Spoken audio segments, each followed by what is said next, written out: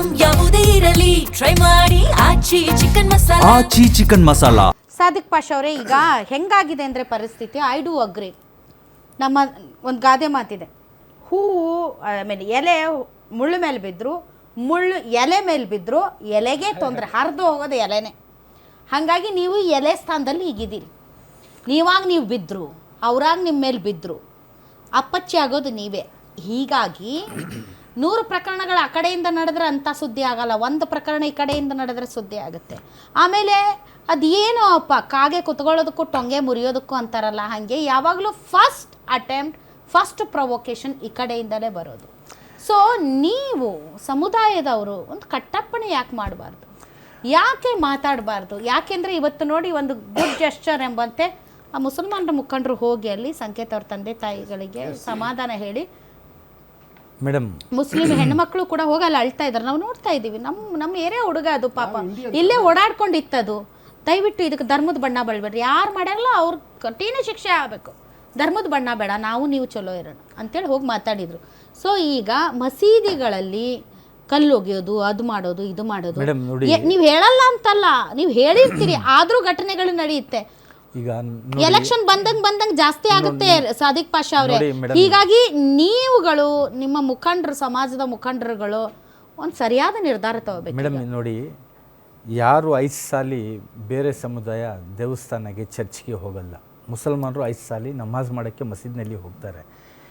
ಎಲ್ಲ ನೋಡಿ, ಬೆಳಗ್ಗೆ 6 ಗಂಟೆ ನಮಾಜ್ಗೆ ಮತ್ತು 5 ಗಂಟೆ ಮಧ್ಯಾಹ್ನ 5 ಗಂಟೆ ನಮಾಜ್ಗೆ 2 ನಿಮಿಷ ಒಂದು ಶಾಂತಿ ಇದು ಹೇಳ್ತಾರೆ ಉಲುಮಾ, ಹದೀಸ್ಗಳು ಹೇಳ್ತಾರೆ. ಏನು ಈಗ ಹದೀಸ್ನಲ್ಲಿ ಏನಿದೆ, ಪ್ರವಾದಿ ಮೊಹಮ್ಮದ್ ಸಲ್ಲಲ್ಲಾಹು ಅಲೈಹಿ ವಸಲ್ಲಂ ಅವರು ಏನು ಹೇಳಿದ್ದಾರೆ, ಜೀವನ ಹೆಂಗೆ ಮಾಡಬೇಕು, ಅಕ್ಕಪಕ್ಕನವರ ಜೊತೆಯಲ್ಲಿ ಹೆಂಗೆ ನಡಿಬೇಕು, ಯಾರನ್ನಲ್ಲಿ ಯಾವ ಸಮುದಾಯ ಇರಲಿ ಅವ್ರನ್ನ ಯಾವ ಥರ ತೊಗೊಂಡು ಹೋಗಬೇಕು, ಅದು ಡೈಲಿ ಇರುತ್ತೆ. ಯುವಕರ ಮೇಲೆ ತುಂಬ ಜ್ಞಾನ ಕೊಡ್ತಾಯಿದ್ದೀವಿ ನಾವು, ಮುಂಚೆಯಿಂದ ಜಾಸ್ತಿ ಜ್ಞಾನ ಈಗ ಕೊಡ್ತಾಯಿದ್ದೀವಿ. ಯಾಕಂದರೆ ಈಗ ಒಂದು ಅಪೋಸಿಷನ್ ಏನಾಗ್ತಾಯಿದೆ, ನೀವು ಹೇಳಂಗೆ, ಈಗ ನೋಡಿ, ನಾವು ಮುಳ್ಳು ಮೇಲೆ ಈ ಎಲೆ ಬಿದ್ದರೆ ಇದು, ಇಲ್ಲಾಂದರೆ ಮುಳ್ಳು ಎಲೆ ಮೇಲೆ ಬಿದ್ದರೆ ಗಾಯ ನಾವೇ ಆಗಿರೋದು. ಅದಕ್ಕೆ ನಿಮ್ಮಿಂದ ಜಾಸ್ತಿ ನೀವು ಹೇಳ್ತಿದ್ರೆ ಅದರಿಂದ ಜಾಸ್ತಿ ನಮಗೆ ಒಂದು ಭಯ ಇದೆ, ಒಂದು ಇದಿದೆ. ನಮ್ಮ ಕರ್ನಾಟಕ ಎಲ್ಲಿ ಹೋಗ್ತಾ ಇದೆ, ನಮ್ಮ ತಪ್ಪಿನಿಂದ ಒಂದು ದೊಡ್ಡ ಗಲಭೆ ಆಗಬಾರ್ದು, ಮುಸಲ್ಮಾನ್ ತಪ್ಪಿನಿಂದ ಒಂದು ಗಲಭೆ ಆಗಬಾರ್ದು, ನಮ್ಮ ಮೇಲೆ ಕಪ್ಪು ಚಿಪ್ಪೆ ಆಗಬಾರ್ದು ಅಂತ ಉಲ್ಮಾಗಳು ಆಗಲಿ, ನಮ್ಮಂಥ ಲೀಡರ್ ಇನ್ನು ಯೂಟ್ಯೂಬ್ನಲ್ಲಿ ಎತ್ತು ನೋಡಿ ಎಷ್ಟು ಇದೆ ನಂದು ಈ ಸ್ಪೀಚ್ಗಳು, ಆ ಉಲ್ಮಾಗಳು ಎಷ್ಟಿದೆ ಅದು ಹೇಳ್ತಾನೆ ಇರ್ತೀವಿ. ಯಾವನು ನೋಡಿ ಒಬ್ಬ ಇರ್ತಾನೆ ಮೇಡಮ್, ಎಷ್ಟು ಇದು ಮಾಡಿದ್ರೇನು ಒಬ್ಬರು ಇರ್ತಾರೆ. ಅದಕ್ಕೆ ನೋಡಿ, ನಾವು ಏನು ಹೇಳೋದು ಅಂಥವ್ರಿಗೆ ಸಮರ್ಥನೆ ಮಾಡಬಾರ್ದು. ಆ ಇದರಲ್ಲಿನೂ ಏನು ಗುರುತು ಹಿಡಿದು ಕೊಟ್ಟಿದ್ದು ಮುಸಲ್ಮಾನರೇ ಆ ಮಸೀದಿನಲ್ಲಿ. ನಾನು ಮಾತಾಡ್ದಲ್ಲಿ ಅಂದರೆ ಅವರು ಹಿಡ್ಕೊಳ್ಳಿಲ್ಲ, ಇಂಥವನು ಕಲ್ಲು ಹೊಡೆದಿರೋದನ್ನು ತೋರಿಸಿದ್ದಾರೆ, ಅದು ಹಿಡಿದಿದ್ದಾರೆ ಪೊಲೀಸು, ಅದು ಬಾಗಲಕೋಟೆನಲ್ಲಿ ಆಗಿದೆ ಆ ಥರ. ಅದು ನೋಡಿ, ನಾವು ನಮ್ಮ ಕೆಲಸ ಮಾಡ್ತೀವಿ. ಇದಕ್ಕೆ ಜಾಸ್ತಿ ನೀವು ಏನನ್ನ ಹೇಳಿದ್ರೆ ನಮ್ಮ ಮೇಲೆ ಬಿತ್ತೀರಾ, ಅದಕ್ಕೆ ನಾನು ಹೇಳೋಕ್ಕೆ ಭಯ ಆಗುತ್ತೆ. ಡಿಬೇಟ್ನಲ್ಲಿ ನಾವು ಏನು ಹೇಳಬಾರ್ದು, ಸುಮ್ಮನೆ ಬಂದು ಕೂತ್ಕೊಂಡು ನಮ್ದು ಏನು ಕಷ್ಟ ಇದೆ ಹೇಳಬೇಕಲ್ಲ, ಗೊತ್ತಾಗಬೇಕಲ್ಲ ಎಲ್ಲ.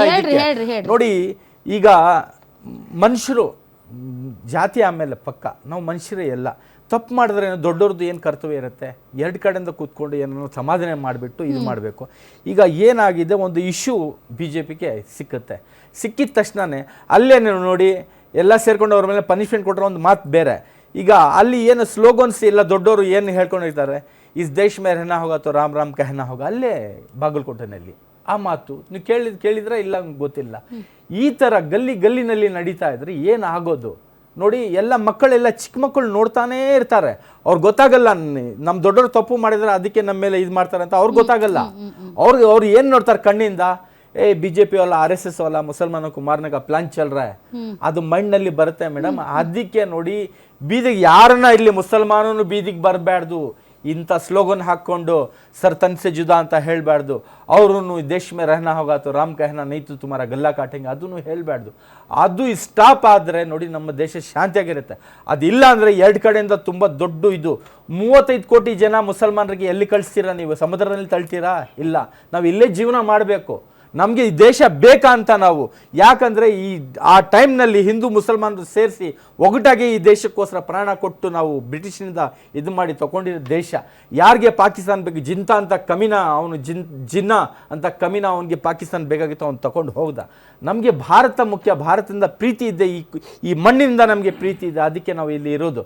ನಾವು ಇಲ್ಲಿ ಇರೋದು ನಮಗೆ ಯೋಚನೆ ಇದೆ, ನಾವು ಯೋಚನೆ ಮಾಡ್ತೀವಿ. ಆದರೆ ಎರಡು ಕಡೆ ನೋಡಬೇಕು ಮೇಡಮ್, ಒಂದೇ ಕಡೆ ಅಲ್ಲ. ಇದು ನೋಡಿ, ಒಂದರಿಂದ ಬರಲ್ಲ, ಎರಡರಿಂದ ಬರೋದು, ಎರಡು ಕಡೆ ಆಗ್ತಾ ಇದೆ. ಅದಕ್ಕೆ ನೋಡಿ ದೊಡ್ಡ ನಮ್ಮ ರಾಜಕಾರಣಿಗಳು ಇದು ಲಾಭ ತಗೋಬೇಡಿ. ಯಾಕಂದರೆ ನಿಮ್ಮ ಮಕ್ಕಳು ಸೇಫಾಗಿ ಫಾರಿನಲ್ಲಿ ಓದ್ತಾ ಇರ್ತಾರೆ.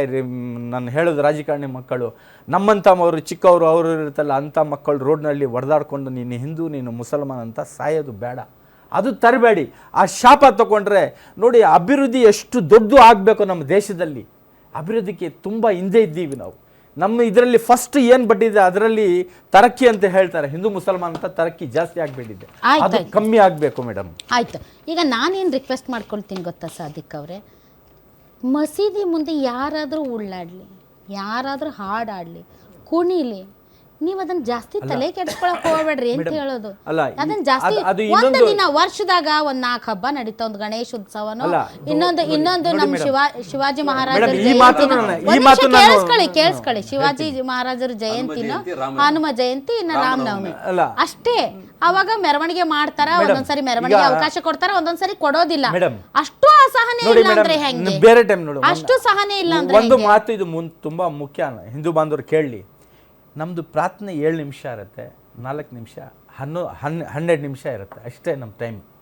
ನಾವು ಇದು ನಮಾಜ್ ಇದು ಮಾಡ್ತಿರಲ್ಲ, ಅದು ಹೇಳ್ತಾರಲ್ಲ, ಆ ಟೈಮ್ನಲ್ಲಿ ನಮ್ಮ ಹಿಂದೂ ಬಾಂಧವರು ಆ ಟೈಮ್ ಇದ್ದರೆ ಏನೋ ನಮಾಜ್ ಓದ್ತಾ ಇದ್ದಾರೆ, ಅವ್ರೂ ಸ್ವಲ್ಪ ಸೈಲೆಂಟ್ ಆಗಿಬಿಟ್ಟು ಒಂದು ಪ್ರೀತಿ ಆಗುತ್ತೆ.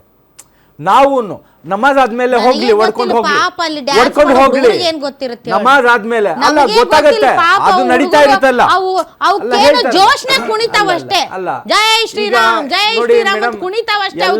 ಇದು 7 ನಿಮಿಷ ಇವ್ರು ನಮಾಜ್ ಮಾಡ್ತಾ ಇದ್ದಾರೆ, ಇದೇ ಟೈಮ್ ಅಂತ ಗೊತ್ತಾಗಲ್ಲ ಅವರಿಗೆ, ಗೊತ್ತಾಗಲ್ಲ ಅವರಿಗೆ. ಚಪ್ಪಲಿ ಕಲ್ಲು ಹೊಡೆದಲ್ಲ ಅಂತ ಹುಡುಗರು ಇರ್ತಾರೆ, ಅವ್ರನ್ನು ಬುದ್ಧಿ ಹೇಳಬೇಕು ಅವ್ರಿಗೇನು. ಆಲ್ ರೈಟ್, ಎಸ್ ಭಾಸ್ಕರನ್ ಅವರು ನೋಡಿ, ಈಗ ಯಾವ ನಮಾಜ್ ಮಾಡೋ 7 ನಿಮಿಷ ಟೈಮು ಇರಿ ಅದನ್ನೇ ಹೇಳ್ತಾ ಇದ್ದೀನಿ. ಯಾವ ಧರ್ಮದವನೇ ಆಗಲಿ ತನ್ನ ಧರ್ಮವನ್ನ ಪಾಲಿಸುವುದರ ಜೊತೆಗೆ ಬೇರೆ ಧರ್ಮಗಳನ್ನ ಪ್ರಾಮಾಣಿಕರಿಂದ ಗೌರವಿಸಬೇಕು. ಇದು ನಮ್ಮ ಸಂವಿಧಾನದಲ್ಲಿ ಬರ್ದಿದೆ. ಒಂದನೇದು. ಎರಡನೇದು, ಈಗ ನಮ್ಮಲ್ಲಿ ಯಾರೋ ಒಂದು ತಪ್ಪು ಮಾಡ್ದ, ನಮ್ಮಲ್ಲಿ ಹಿರಿಯರು ಅವ್ರಿಗೆ ಕಿವಿ ಹಿಂಡಿ ಕಪ್ಪಾಳ ಕೊಡೋದು ನಾವು ಬುದ್ಧಿ ಹೇಳ್ತೇವೆ.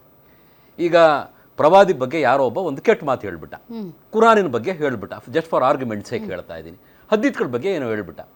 ಇಡೀ ಮುಸಲ್ಮಾನ ಸಮುದಾಯ ಒಂದಾಗಿ ಮಸೀದಿಗಳಲ್ಲಿ ಸೇರ್ಕೊಂಡು ಮೀಟಿಂಗ್ ಮಾಡಿ ನೀವು ಫತ್ವಾ ಹೊರಡಿಸ್ತೀರಿ. ಅದೇ ರೀತಿಯಾದಂತಹ ಬೇರೆ ಧರ್ಮದವ್ರ ಮೇಲೆ ಅಟ್ಯಾಕ್ ಮಾಡಿದಂಥವ್ರನ್ನ ನಿಮ್ಮ ಮಸೀದಿಗಳಿಂದ ಬಹಿಷ್ಕಾರ ಹಾಕಿ, ನಿಮ್ಮ ಮದ್ರಸಾಗಳಿಂದ ಅವ್ರಿಗೆ ಬಹಿಷ್ಕಾರ ಹಾಕಿ, ಅವ್ರಿಗೆ ಯಾರು ಹೆಣ್ಣು ಕೊಡಬೇಡಿ, ಅವ್ರ ಮನೆಯಿಂದ ಯಾರು ಹೆಣ್ಣು ತರಬೇಡಿ. ಈ ಥರ ನೀವು ಮುಸಲ್ಮಾನರ ನಾಯಕರು ಒಂದು 4 ಕುಟುಂಬಕ್ಕೆ ಮಾಡಿದ್ರೆ ಅದೇ ಕಮ್ಮಿ ಆಗುತ್ತೆ. ನಮ್ಮ ಕಡೆಯಿಂದ ನಿಮ್ಮೂರಿನಿಂದ ವಿಶ್ವ ಮಟ್ಟದವರೆಗೆ ರಾಜಕೀಯ, ಸಿನಿಮಾ, ಸ್ಪೋರ್ಟ್ಸ್ ಯಾವ ಸುದ್ದಿಯೂ ಮಿಸ್ ಆಗಲ್ಲ. ಬರೀ ಸುದ್ದಿಯಷ್ಟೇ ಅಲ್ಲ, ಜೊತೆಯಲ್ಲೇ ಇರುತ್ತೆ ವಿಶ್ಲೇಷಣೆ. ಗ್ಯಾರಂಟಿ ನ್ಯೂಸ್ ನ ಸಬ್ಸ್ಕ್ರೈಬ್ ಮಾಡಿ, ಫಾಲೋ ಮಾಡಿ, ಕ್ಷಣ ಕ್ಷಣದ ಅಪ್ಡೇಟ್ಸ್ ಪಡೆಯಿರಿ.